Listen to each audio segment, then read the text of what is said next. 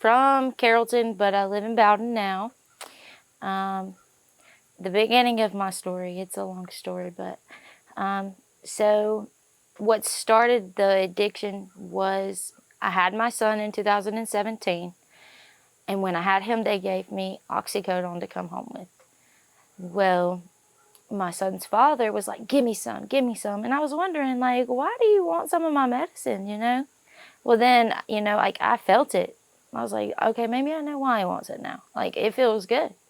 Well, about 6, 7, 8 months went by, and he said, I found some of those pills that you got when you had Keaton. And I'm like, okay, well, get them.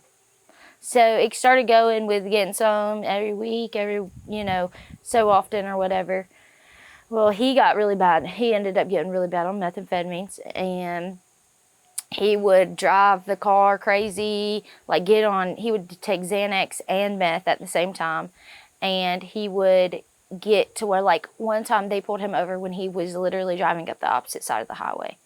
Like, they pulled him over. He turned the car around and faced the cop car. So we're in the car one day, and we were scratching lottery tickets. We got a $50 lottery ticket.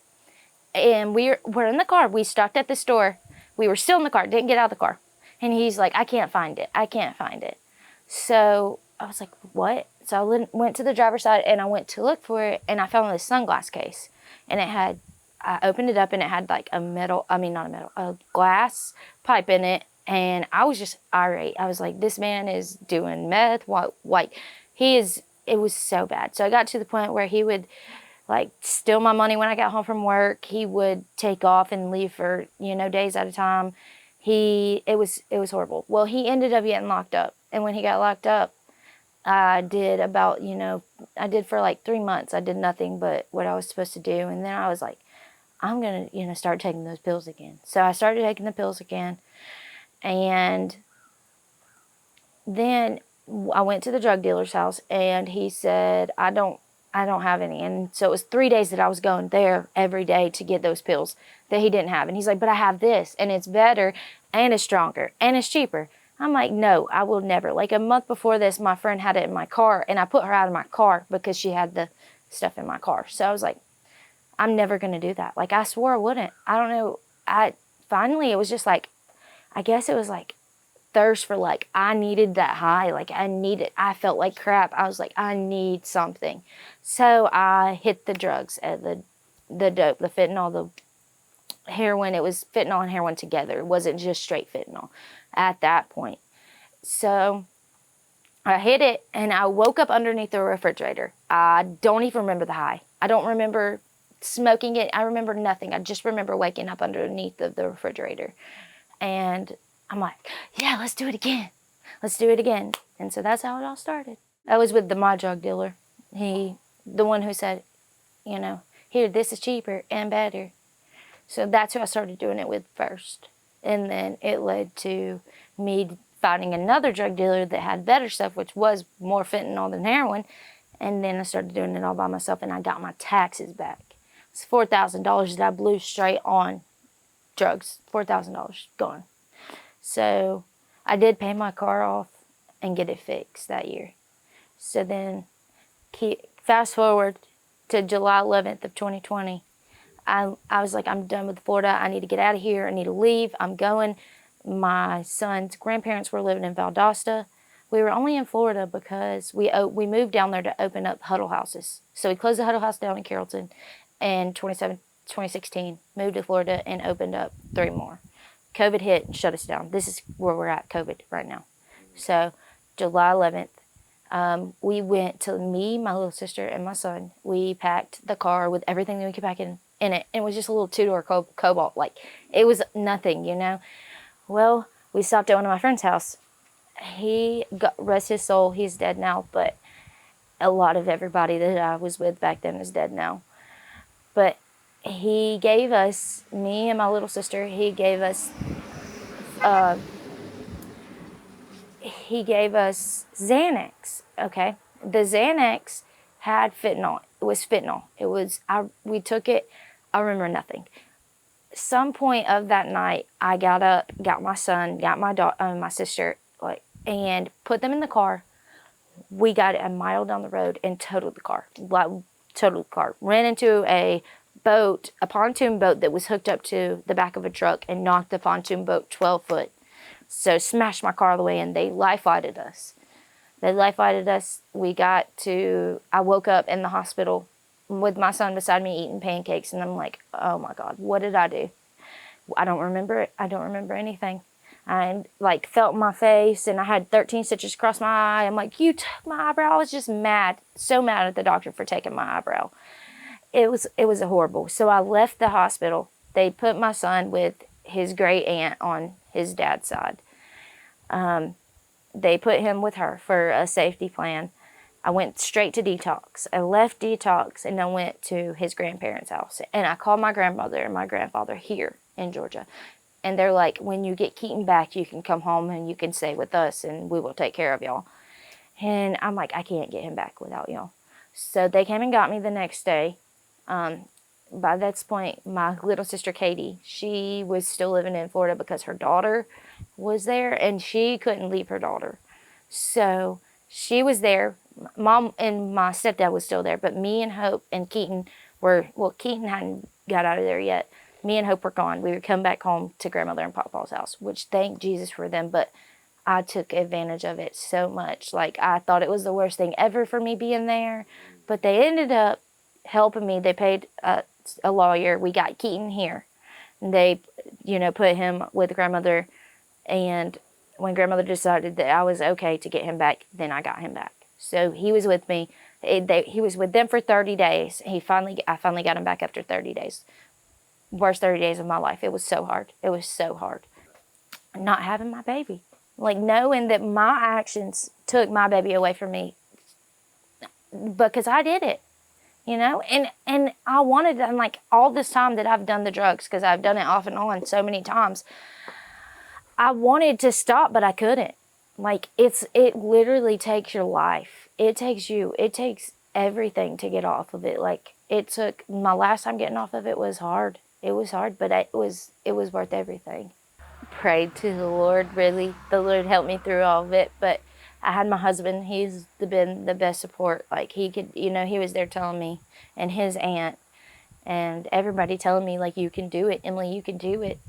It was, there was nights that I would literally just lay there and just puke, literally throw up, to the point to where, like, I should have been dead. Like, I was so dehydrated. I was so sick. So I ended up getting back on it after I got my son back. And then I got pregnant with my daughter. And she went through I went through her whole pregnancy on the drugs. And when I had her, she was born 6 weeks early. I buried my sister 2 weeks before I pushed her out. And that would, burying my sister to a fentanyl overdose, you would have thought that would have, stopped me. That would have told me, hey, look, Emily, you don't need to do this. But it didn't. It made me go even more. Like, I smoked the fentanyl at her funeral. Got back in the car with my husband, and my husband's like, I smell that on you. Like, you can't lie to me anymore. So then 2 weeks later, I pushed my daughter out. I was 88 pounds. She was born 6 weeks early, 4 pounds.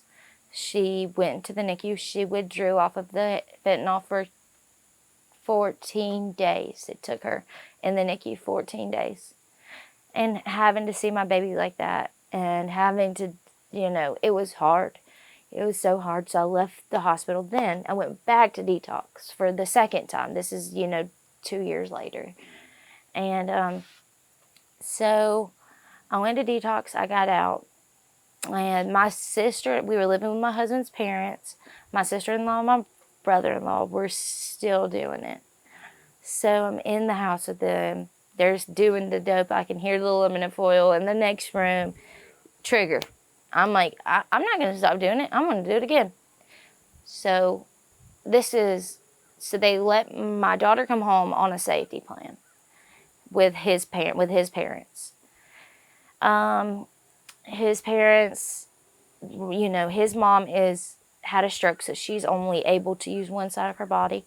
She can't speak. She can say, okay, I love you, and, you know, little stuff like that. But so I kept doing the drugs after I brought her home. And okay, so July 3rd, they came and ripped her away from me. They took her. They said they're taking her into foster care. That's when she went to my husband's aunt's house, which the aunt has been like my go-to, my backbone. She has helped me through every bit of this. So she didn't keep Kaisley away from me. She told me everything about Kaisley. You know, she took good care of my baby while she had her. And then I signed into family treatment court, which was like drug court almost, but it was a 2-year program. It took me 2 years to get through it. And that was drug test every day. That was classes every other week. That was parenting classes, trauma classes. I mean, just so much. But family treatment court told me that I had to go to rehab. So September 19th of 2022, 2022, I went to rehab. That's my sober date. That's the day that I went to rehab. I went to the Hope House in Augusta, which saved my life. It saved my life. It was the best thing, the best place for me. I mean, they were just so supportive. So, you know, like they taught me so much. Them ripping my daughter from me, and me actually going to the rehab, because I swore, I was like, I'm not going to no rehab. You got me bent if you think I'm going to go to a rehab. I am not going to rehab. I was like, I will go on my deathbed. That's what I said. I will go on my deathbed if I have to go to rehab. And then I got there and I'm like, this is real. You know, this is real. And then taking my daughter, you know, that me not knowing where she was going is what really? This being my husband's first child and me taking all of this away from him, you know, thinking about that, like, it was just everything, really. Them taking her and me having to go to rehab, it was just like, why did I keep doing it to myself, you know? Like, I would get clean, go through the withdrawals, get clean, and then relapse. Like, I don't want to have to go through those withdrawals again, you know? I don't know. I have no idea. I try to think about that all the time. Like, I wonder how he was feeling. Like, I know he had to have been hurt. I know he had to have been, you know, upset that I took all of my daughter's first, you know, months of her life away from him getting to hold her in the hospital, you know, like, but I ask him, I don't know. He just tells me, like, I love you, and if you're struggling, I'm gonna stick by you. I'm gonna, you know, we're through thick and thin. That's where we are, you know, and I don't know how he did. One day I was in my addiction, and we were walking into Walmart, and I looked at him, and this is me, skinny as a rail, like I looked horrible. I was like, are you embarrassed to be with me? And he didn't answer me. And now I look back and I'm like, he was. And I don't blame him at all. Like, I really don't blame him. I love him more than anything in this world, and he has been my go-to. He has been my biggest fan, and I just, like, I don't even know how to tell him, you know. I think me being sober now and doing what I was supposed to do, like that, like, he texted me the other day and was like, I want you to know how proud of you I am. Like, I love you, and I know I don't show it like I should, but I love you. And so I really needed that, you know. Love, literally. I mean, that's what it is. I mean, from him, like, holding my hair, rubbing my back while I was so sick, throwing up, because at that point he just thought it was because I was pregnant, but it was really because I was pregnant and on drugs, and I didn't have the drugs, you know. I just look back and I'm like, there's so much I could tell him I'm sorry for, you know, that I can't tell him I'm sorry enough for, you know. My son remembers, like, living with Papa, and he remembers rehab. He remembers me going to rehab, because when I went to rehab, I left him with my grandparents because he had just started pre-K. I didn't want to take him out of school and drag him up there and drag him through all of that. So he stayed with my grandparents, which eventually made my grandpa hate everything in me. Like, he still has almost nothing to do with me. I mean, and they're like him. I can't tell him I'm sorry enough, or my grandmother, for how I did them, like how I left their house, how they helped me get on my feet, get 2 jobs and do what I was supposed to do, and then I just left. Like, I feel so bad for doing the stuff that I did in my addiction, like really bad, and they don't understand. They have no idea. They're like, you did it. Who cares if you were on drugs or not? But when you're on those drugs, you don't know what you're doing. You don't remember it. You do stuff that you would never do in your right mind. Never. And you look back and you're like, I did that. Like, I hear stories, like, I did that? I did that? Like, I would have never done that, And I try, like, every day, like, I'm showing them, like, we have our own place now. I'm got my license back. I'm being a football mom. I'm being a mom.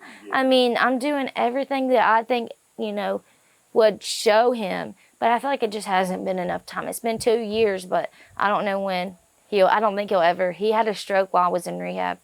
And I think that ever since he had that stroke, that it just turned on like a mean switch in his body. And it won't cut off. Like, he's just mean and irate and mean. And I hate that I can't have that relationship with my grandpa, because I miss Papa, like, I miss being able to call my Papa. I miss being able to call my grandmother and say, hey, like, grandmother's not even allowed to get the kids to come spend the night because Papa gets angry about it.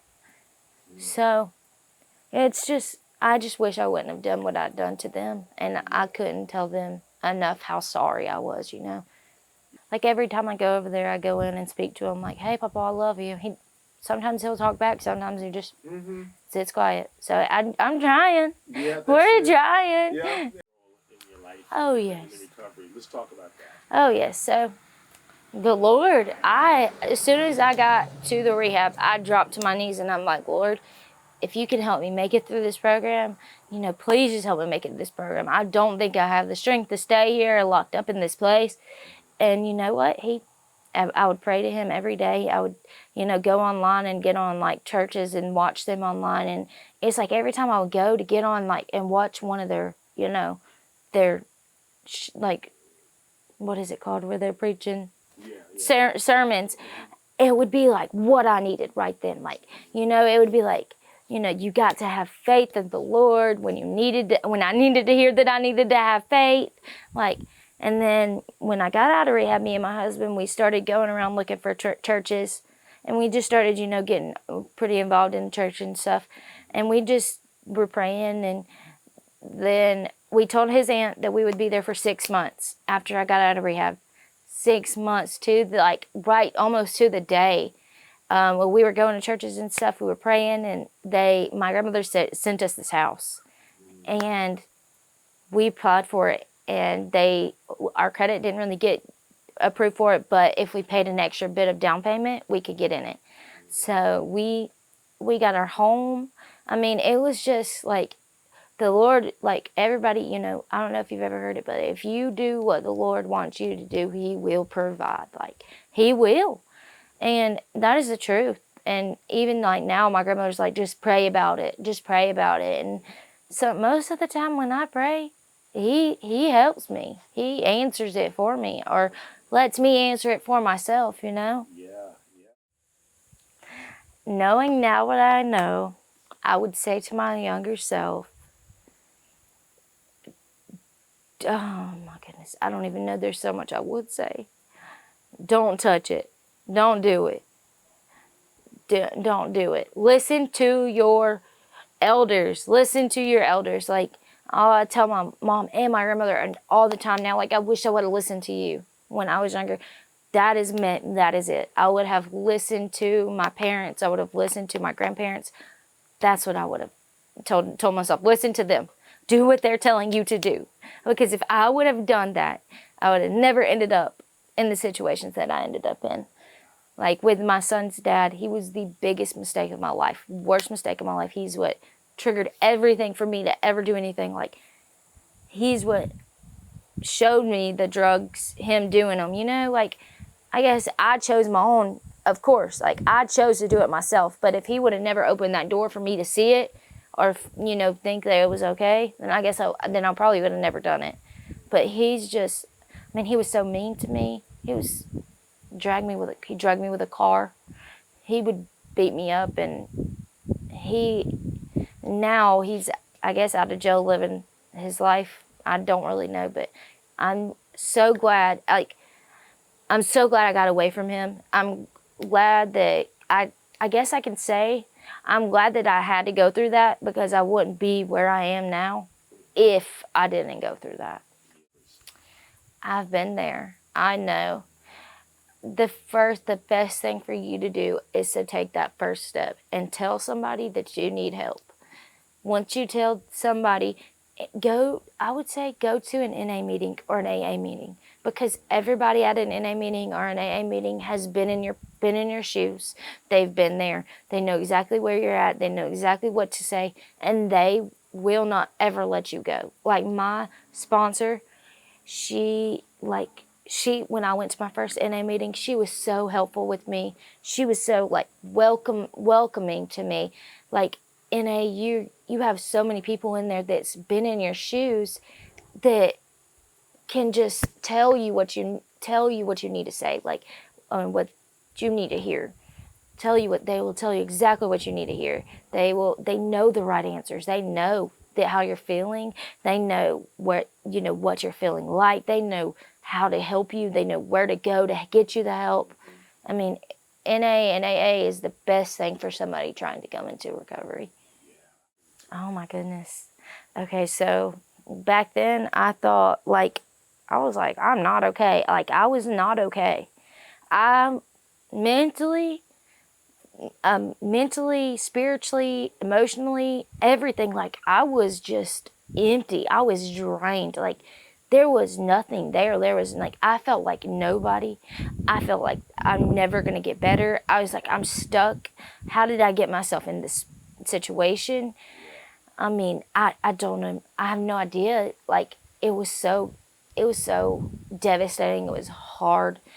It was horrible. But now I'm I'm happy. I'm healthy. I was so unhealthy back then.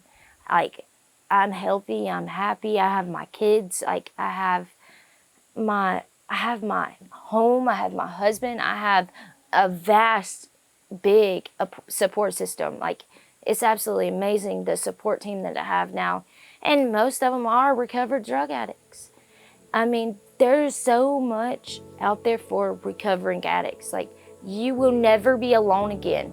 Like, you will never, I felt like when I was in my addiction, I had nobody.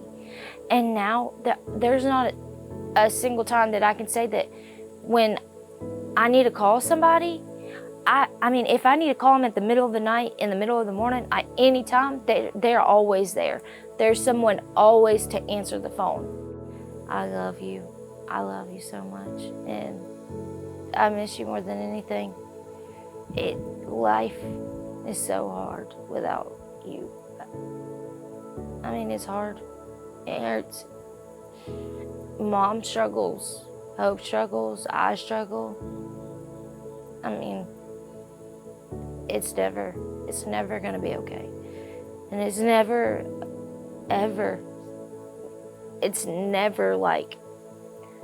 there's never, I look at something and I think about you. Everything, you're my best friend. I mean, we were so close that she would go with me to my friends' houses and spend the night with me. My mom paid for a 3-bedroom house and we slept in the same bed. I mean, she was my go-to, my best friend. And she would love to see her nieces.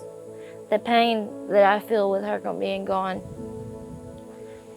is so hard. It's so hard. And how I bear it, only Jesus helps me do.